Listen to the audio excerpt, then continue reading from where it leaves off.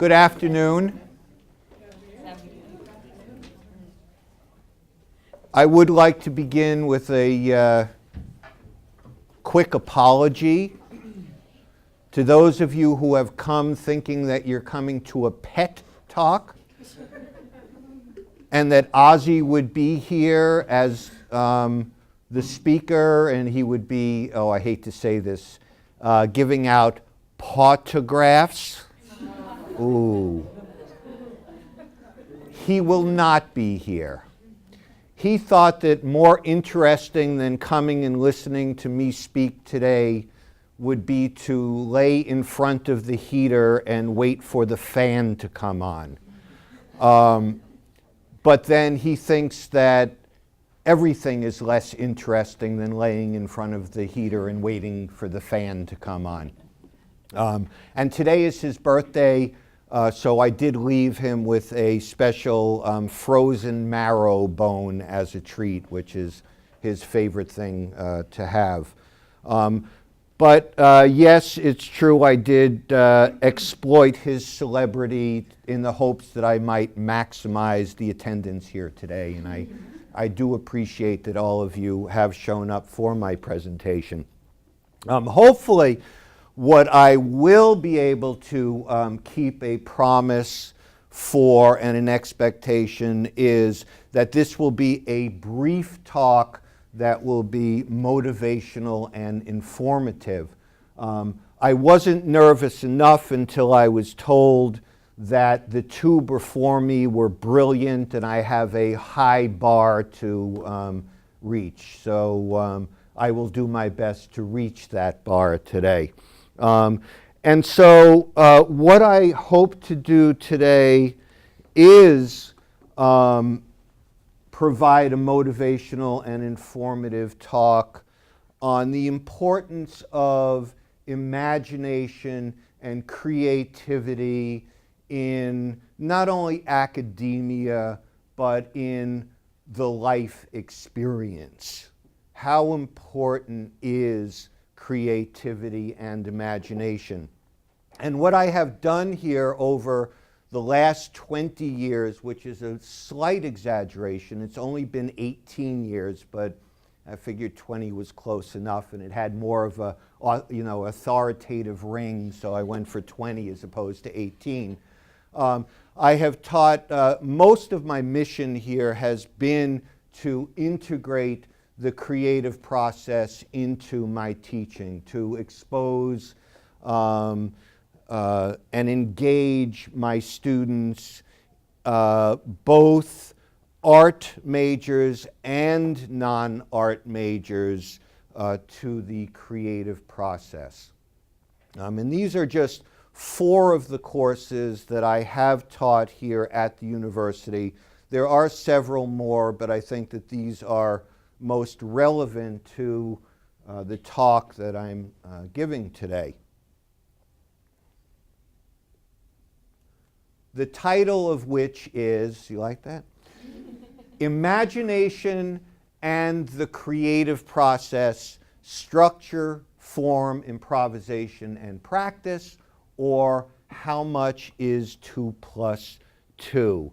And what my intention is today is to provide a model, a framework that we might think about integrating creativity and imagination into academia and our lives.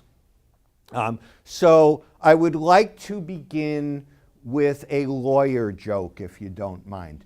I used to work for many years in law offices as a paralegal and a private detective. And one of the many attorneys that I worked with told me this joke. And there is an institution similar to Plymouth State University that is hiring for a CFO, for a Chief Financial Officer. And the 3 final candidates are a certified public accountant, a CPA, a mathematician, and a lawyer. And during the course of, the first one up is the CPA, and he is interviewing, and during the course of the interview, the interviewer asks the question,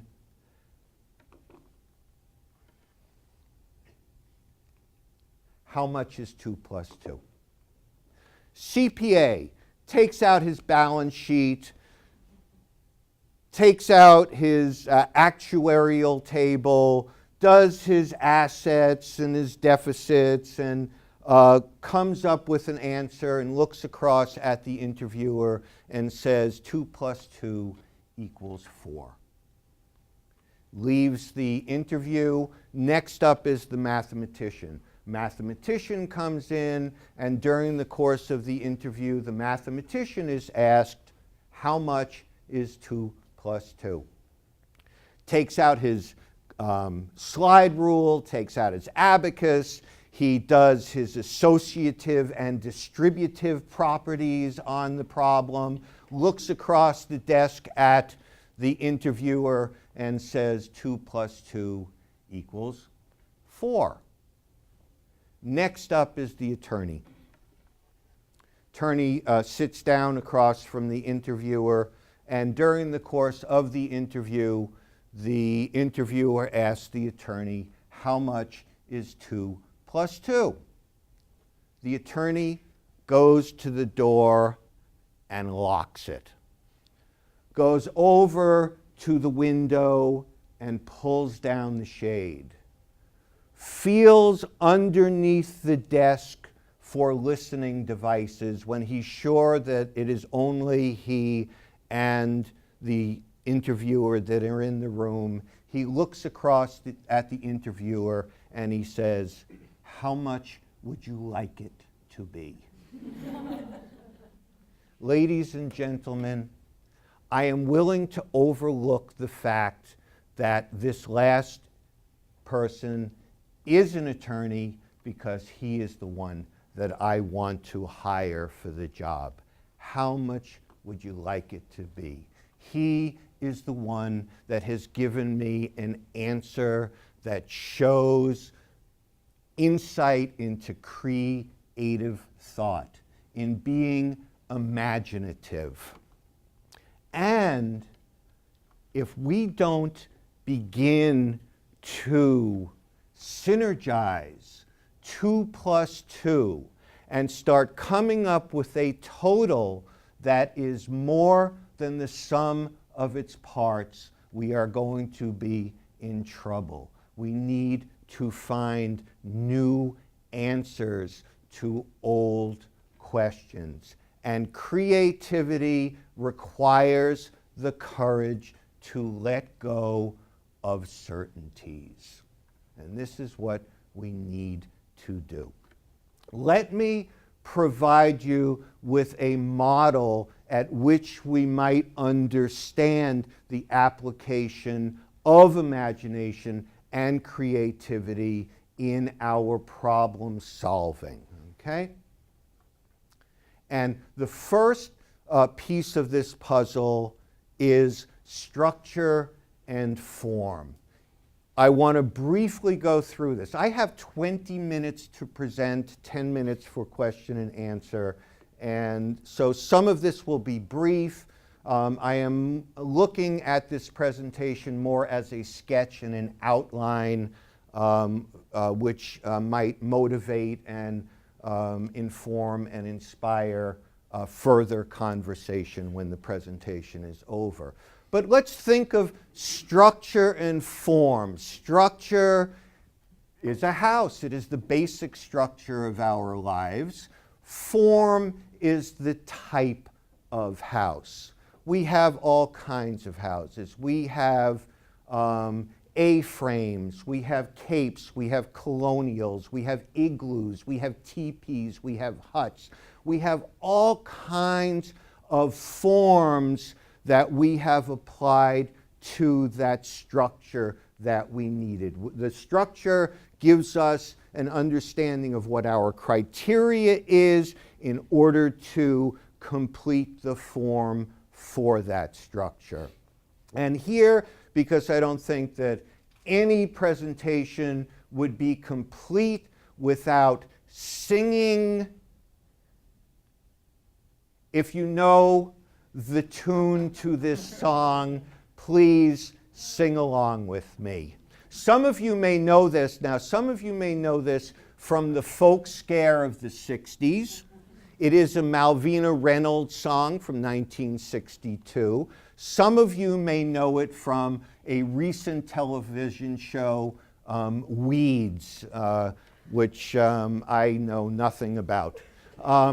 So if you know the tune to this song and you would like to sing along with me, please feel free to do so. Little boxes on the hillside, little boxes made of ticky-tacky, little boxes on the hillside, little boxes all the same. There's a green one and a pink one and a blue one and a yellow one, and they're all made out of ticky-tacky and they all look just the same. Not over. And the people in the houses all went to the university where they were put in boxes and they came out all the same. And there's doctors and lawyers and business executives, and they're all made out of ticky-tacky and they all look just the same. Oh, thank you. Oh, you were all wonderful. Thank you very much. You were all wonderful. This is a song from 50 years ago. Is this the way we are still applying ourselves to structure and form? I think it is. And I think that what we need to do is start changing that application. We need to start changing the way we approach the innovation of form to structure. And we have all kinds of structures. We have governmental structures, economic structures, political structures, so on and so forth. And every one of these structures requires form. If we look at governmental structure, we have democracies, we have socialist countries, we have communist countries, we have these are all forms that we put to structure. I don't know about you, but I don't think that there is a structure listed here, nor one that you could come up with that doesn't require a new form, that doesn't require that we come up with some sort of new innovation and improvisation that prepares us for a future, not just what we have to deal with in the present, but what do we have to do in order to prepare for the future. And I think what we need to do is we need to find new forms for each one of these structures. And because most of us here are involved in the academic educational structure, I wanted to give us just a little bit of insight into one form that is really a big topic these days in both secondary school education and higher education, and that is STEM, science, technology, engineering, and math. Big push. As I was preparing for this presentation about a week or so ago, I was listening to a call-in show, and the principal of Manchester West called in. And he said, what we need to do is we need to change this curriculum of STEM to a curriculum of STEAM. We need to put art into the process. And he said that one of the reasons we need to do that is he is in communication with Dean Kamen on a regular basis. Dean Kamen, who is a New Hampshire inventor, who invented the Segway personal transport, who is really on the forefront of a number of engineering breakthroughs. And in his conversations with Dean Kamen told him, what you need to do is you need to graduate students who think creatively. He said, you graduate enough students who have the knowledge, but not enough that think creatively. How serendipitous that was, driving in the car and listening to that conversation, and then going to find Dean Kamen, who says creative ideas may be tricky to engineer and even trickier to accept, but they are the only type that can solve the difficult technological problems of the future. Creative ideas. We need to have our students graduating, thinking creatively, using their imaginations. And I don't know if you're familiar with Ken Robinson, maybe some in the educational field are. Creativity is as important now in education as literacy, and we should treat it with the same status. If you're not familiar with Ken Robinson, he has a wonderful TED Talk. He's funny, he's insightful, and has just some great thoughts about creativity and education. So, let me restate the question and the answer. How much is 2 plus 2? Is what are the values of the structure you need to build? What is the value of 2? What is the value of 2? Not just 2 as a number. What is the value of 2? And we restate the solution and the answer, and it is how much would you like it to be? What form would you like the structure to be? Simple model, simple framework. Find the value of the structure and answer with what would you like it to be? And how do we do that? We do that by improvising, improvisation. I love this Hindu concept, Mahalila. Maha means great, like Mahatma, great soul, Maharaji, great king. And Leela means game or sport or play, like the play's the thing, we are all players. The only thing is that this life we are in has been created by the gods for their sport. And it's really a lot of fun for them because they have given us this life, but they have not told us what our roles are, nor what our dialogue should be. So we are left only with improvisation. That's all we have, is improvisation. And what happens to us is we find a form. And we say, oh, this form seems to work, and then we become dogmatic about that form, rather than understanding that we need to continually improvise because we don't have the best possible answer yet. The best possible answer is still in the future someplace. And the only way we get there is through improvisation. That's all we have, improvisation.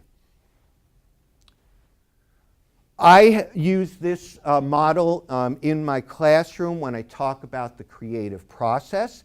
And this is, for me, a really great, this is really the central part of this talk. And I could talk about this slide for hours on end. In fact, I have talked about this slide for hours on end.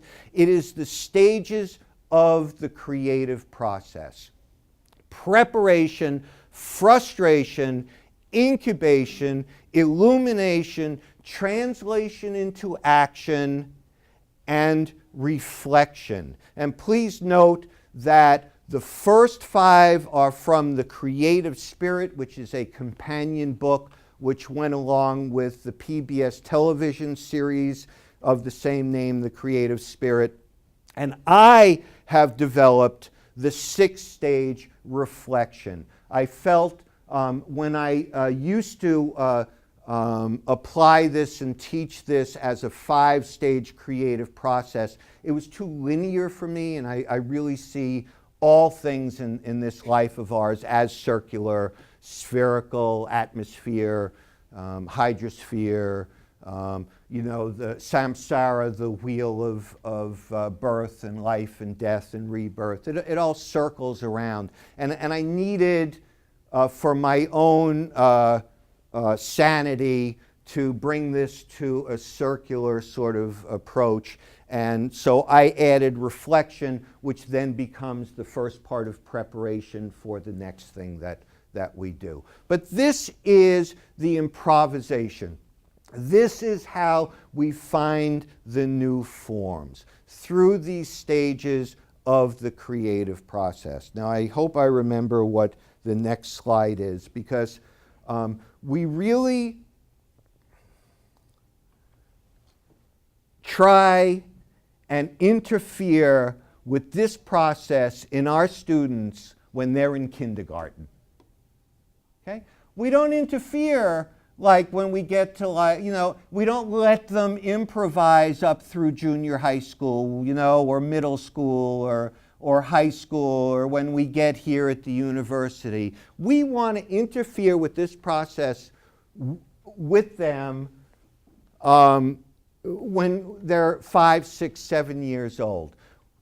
In addition to other things, I am a certified Montessori school teacher. I'm certified to teach 1st through 3rd grade in a Montessori classroom. And I would have my students write me wonderful stories with beautifully inventive spelling. And I mean, just incredible stuff, and I could read it all. It didn't make any difference how far off it was. I could read it all, and I loved it. And I let them be inventive because I wanted them to imagine. I wanted them to be creative. And my parents would come to me and they would say, "Jay, why aren't you correcting the spelling on their paper?" And again, serendipitously, Mark Twain came to the rescue, and I would say to them, anyone who can spell a word only one way obviously must not have much imagination. I want them to imagine. I want them to be creative, and I don't want to stop them from doing that when they're 5 years old and 6 years old. In fact, I want to encourage them to do that through graduate school at the university. Albert Einstein famously said, "The true sign of intelligence is not knowledge, but imagination." And of course, what would any presentation be without the sage words of Frank Zappa? Without deviation from the norm, progress is not possible. Right? So, what we need to do is practice creativity. We have to practice imagination. And watering the seeds of imagination, innovation, and improvisation is like watering the seeds of mindfulness. I have been on retreat and sat in Dharma talks with Thich Nhat Hanh, the world-renowned Zen Buddhist, and he is always talking about watering the seeds of mindfulness. And how do we water the seeds of mindfulness? By being mindful. How do we water the seeds of imagination? By being imaginative. Okay? And you can't use up creativity. The more you use, the more you have. It's the way it works. We water the seeds of improvisation, innovation. We water the seeds of mindfulness. We water the seeds of creativity, and we can't use it up. All it does is increase our creativity and imagination. We read, I'm going to demystify like the creative process and imagination a little bit, because I have students all the time that say to me, oh, I'm not creative, I'm not an artist. Well, the only reason is because you haven't been given the opportunity to be creative or to be an artist. Otherwise, you would be. We read because we have read. We write because we have written. We add because we have added. And I know some of you are like, yeah, I can't add very well. Look, you add better than you would have had you not added as much as you had in the past, okay? And it's like anything else. There are those that are going to be better than us at something than we are. But the point is, we can be better than we are at all that we practice. It's a matter of practice. And so we are imaginative because we have imagined. Elizabeth Gilbert, I'm sure most of you are familiar with Eat, Pray, Love, and wonderful writer. She also has a wonderful TED Talk. I don't know if you've seen her TED Talk or not. Wonderful TED Talk if you get a chance. And she talks about creativity, and she talks about the human approach to creativity over history, and is creativity actually a muse that is outside of us, or is it something that comes from the inside? And her advice basically in this emboldened quote is practice and love the practice. Probably the finest improvisational artists of the 20th century.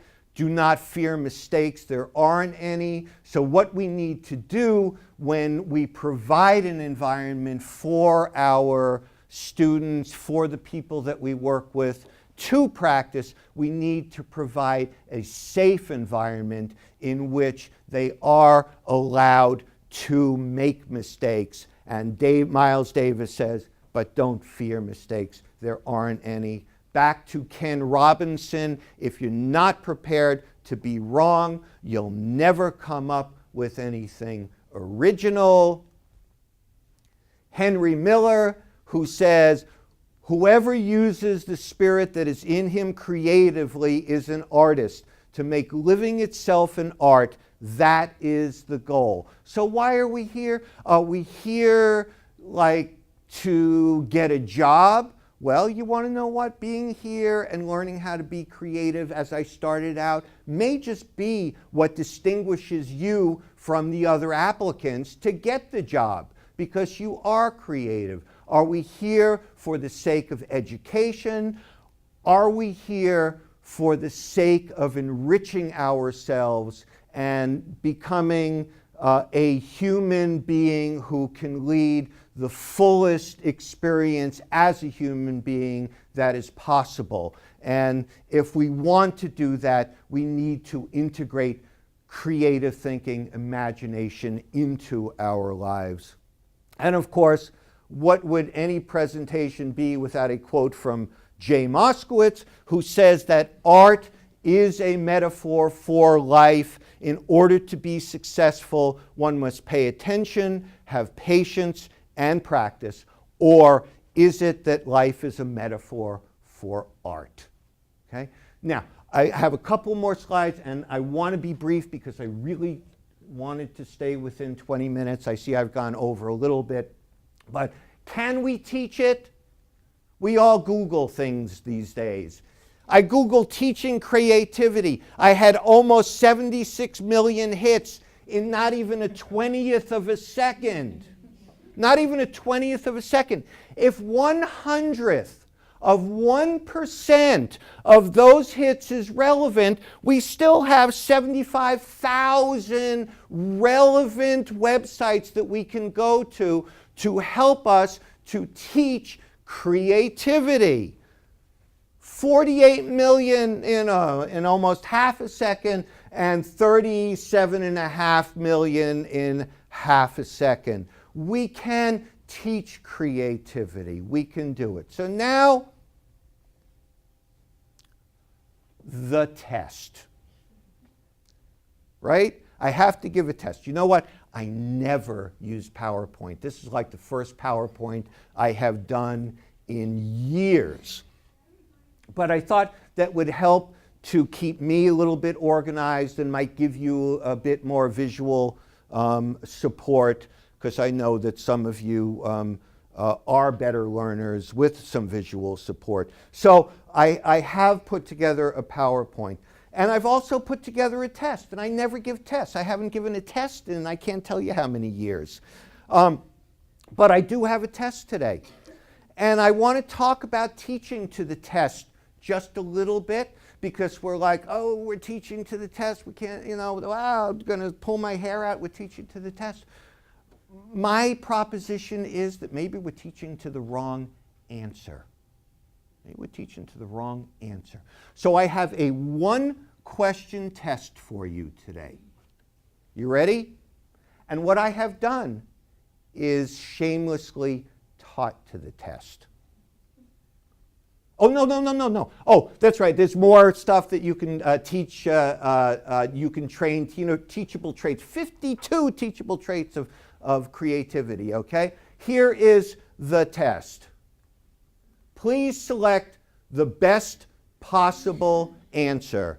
A, always 4.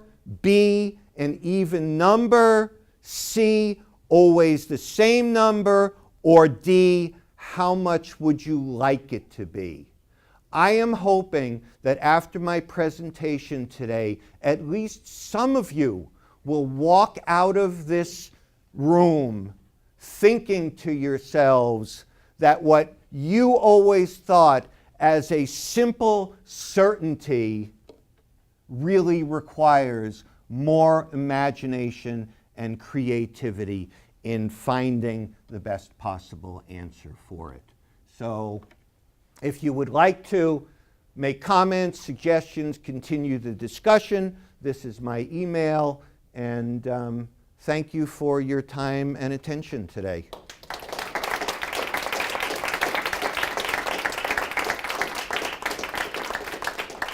And I have 10 minutes to entertain questions that you might have.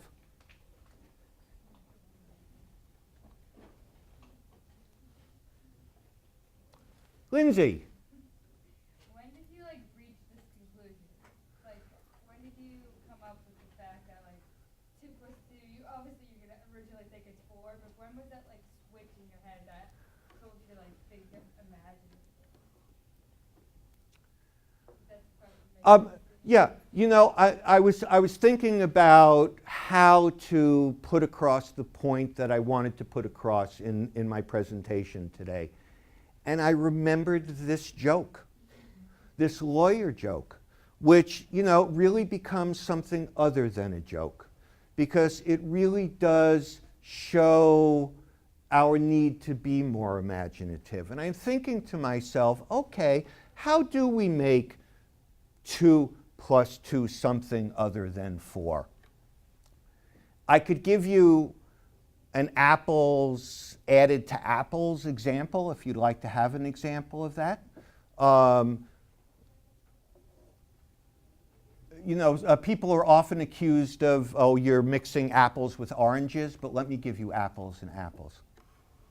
I have 2 apple trees of one particular variety, and each apple tree has a certain number of maximum apples on that apple tree.